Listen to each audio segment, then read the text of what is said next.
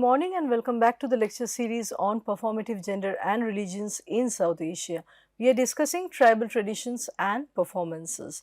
So, tribals are a people whose entire year comprises a number of festivals. They are a very performative existence, as I was telling in the previous lecture.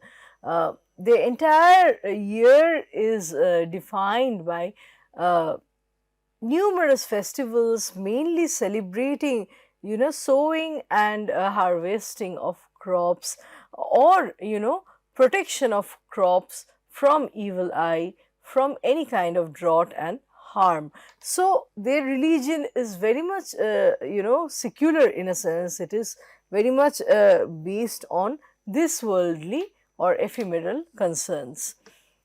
Some of the festivals of the Santhals are Baha, Erok Sim, Sim, Irigunli Navai, Janthar, Sohrae and Sim. And all these festivals, just like I said now, are related to the agricultural operations. There are festivals related to the annual hunt as well, and some festivals have no connection to agriculture, which are also not performed regularly. So, they are festivals such as the Karam Puja, the Jom Sim and the Makmor. Now, Jethroasi is a scholar that has extensively studied the eastern tribes, the tribes from the eastern part of India, mainly the Khariyar and the Santhal people. Throasi says that it is on the occasion of collective seasonal rites and the dance and festivals associated with these rites and rituals that the Santhal experiences a religious feeling. So, religious feeling derives from and is deeply interspersed with the agriculture, the question of harvest and the question of survival.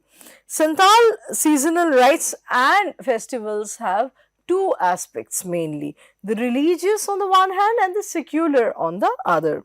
As the Santhals are mainly agriculturalist people, their religious rites have the social urge of fertility, generation and this the growth of the crops, the flourishing of their agriculture, the flourishing of their food harvest, their produce is connected with their own existence, right? If anything happens to their cattle and to their crops, their own existence, their own survival is also jeopardized. So, they are a very ritualistic tribe. Today I am going to talk mainly about the Santhal people and their observances, their belief system. The time and place of sacrifice in a tribal community is also very important. It is crucial to the tribal people and also to the officiating person, who is usually the priest also known as Naike among the Santhals. So, where the ritual will take place and how it will take place is very important to the success of the ritual. So, the desirable result can be obtained, right? We can see that the Santhals are a highly ritualistic tribe and they are supposed to abide by certain norms and a fixed content of invocations. So, instruments are a very important part of tribal performance, right? I was talking about mantra, mudra, dhwani and vyavaharike in my previous lecture, right? So, mudra pertains more to the dance forms, whereas dhwani is associated with the instruments. Drumming is crucial to the dance performances. The dancers listen to the dhwani and that is how the coordinated movements can take place.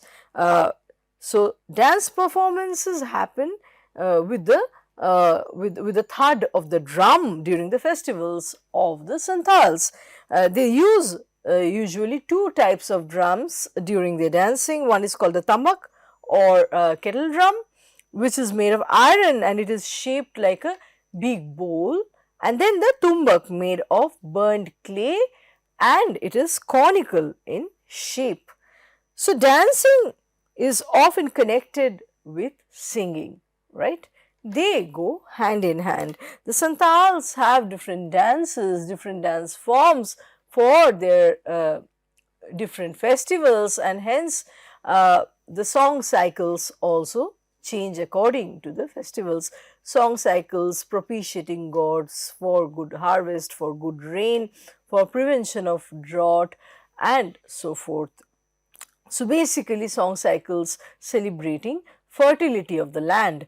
Though most of the songs have been passed down generationally, they have been created by the ancestors many years back.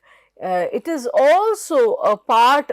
It is also an aspect of the Santhal songs and poetry to be composed on the spur of the moment, in order to contain, in order to reflect the immediate emotion. So there are two things: one are the songs that are already pre-given, that are passed down by the ancestors, and on the other there are songs and poetry being composed at the moment on spot, which contains the emotions, the collective sentiment of the contemporary Santhal people.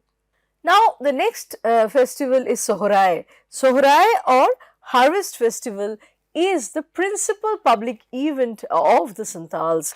It is held around December and January, after the paddy has been reaped, threshed and stored. So, the rituals that are performed during Sohrae include sacrifices of fowls to the village and the ancestral spirits. Among the many rituals that are performed on the first day of Sohrai, the girls perform what is known as the Kamaura. The Kamaura or blessing of the cows, it is a ceremony which is meant to protect the cattle from any kind of disease or even from the witch's eye, from witchcraft. So, it is the Santhals, the tribals believe that the witches are mainly the women folk, and their evil eye can harm the cattle, whereas the cattle are considered as a symbol of flourishing household. So, cattle are considered as a symbol of flourishing household, and any evil, anything wrong happening to the cattle means some kind of calamity for the household as well. During the Sohrai, we see celebration going on for 6 days together, right? It's a 6-day long festival. On the last day, which is called Sakrat, a meal is cooked early, after which the men go on hunting. And the process, the festival of hunting, the ritual of hunting begins with the men beating the tamak, and on their way they sing various forest songs which are locally known as the Bir Seren, right? The Bir Serens are sung while going on hunting, and then the hunting venture is followed by some more rituals and a sports festival, after which the men return to the village. After another round of singing and dancing, which starts from the manji's house, the men are offered rice beer. Rice beer or hadia plays a very important role in the lives of the Santhal. All performances include ablutions or propitiation of deities through offering the hadia to the deity, and then the community also drinks rice beer together, right? The Majhi is the headman of the village. So, all the song and dance start from Majhi's house. The festival ends with the Jog Majhi informing the people that the Sohrae dance has to stop, and they cannot go on merrymaking beyond the festival. They are meant to be sung only during the festival. So, the ending of the Sohrae festival happens with uh, drinking a social cleansing beer, right? A beer that is drunk together. The idea or the symbol behind this is that after drinking the beer, the people of the village have been cleansed of the liberties that they took during the festival. So, once they have taken the cleansing beer, they cannot go on performing their excesses, the excess of song, dance and sport. They have to become more restrained and controlled, right? All the liberties that were assumed during the Sohrae festival need to be curbed after the Jogmanji tells the village community to stop their merrymaking. So, next we talk about Baha. The Baha Parab or Baha festival is the flower festival. It celebrates the burgeoning, the blooming of flowers during spring. It is held after the full moon in the month of February March, when the sal and the mahua trees begin to blossom along with other vegetation. So, the festival's feast is characterized by drinking, dancing and eating together. And just in contrast with Sohrae, which is considered as a licentious festival, as a festival of excesses, Baha is said to be a righteous festival. So, during the Baha, new sheds are created. The houses of the Santhal people are renovated. So, we see that sheds are mainly created for the major spirits such as Marangburu and Jaherera, right? And also there is a second shed created for Gosai era. This is a time of the year when the Santhals renovate their own houses, they paint their houses afresh. The evening of Baha comprises of the spirit position ceremony, where everyone starts singing the Baha songs. There are young men that enter into a trance like a state, and they impersonate different major deities such as Marangburu, Jaherera and Morekoturuiko Bongas. So, in the afternoon time, Tumbak is played. Young children go to the Jaher Than, they dance, sing and return in a procession with the Nike or the priest at the center of the procession, right? We also have the water festival, where people throw water on each other with within relationship boundaries. For example, a man is not supposed to throw water on his younger brother's wife, because it is considered as inappropriate among the Santhals. And most of these festivals, like we see, continue through the night, the merrymaking, eating and singing, dancing. So, we see that most of these festivals continue throughout the night, the process of feasting, merrymaking, singing and dancing. Here we have a picture of the Santhal women dancing together. This is their traditional attire, and they have their traditional instrument playing in a coordinated way. So, they are stepping together, some of the women playing the plate and the bowl, and some of them have the wooden instrument in their hand. So, a community that derives its sense of existence, a community that derives its identity through a shared sense of existence, where people do not consider themselves as individuals, where all marriage festivals birth ceremonies and even death rituals happen together, where all the birth ceremonies, death rituals, and even the marriage festivals, they happen together, the entire village coming together in these occasions. So we see that for the Santhal people, there is no selfish existence, and no prayer that is asking only for one's own betterment, one's own goodness. In the goodness of the village lies the goodness of the people. Next, we are going to talk about Erok Sim. Erok Sim is an agricultural festival of the Santhali people, celebrated in the months of June, July. Sim refers to the fowls that are offered on the occasion of sowing the winter paddy.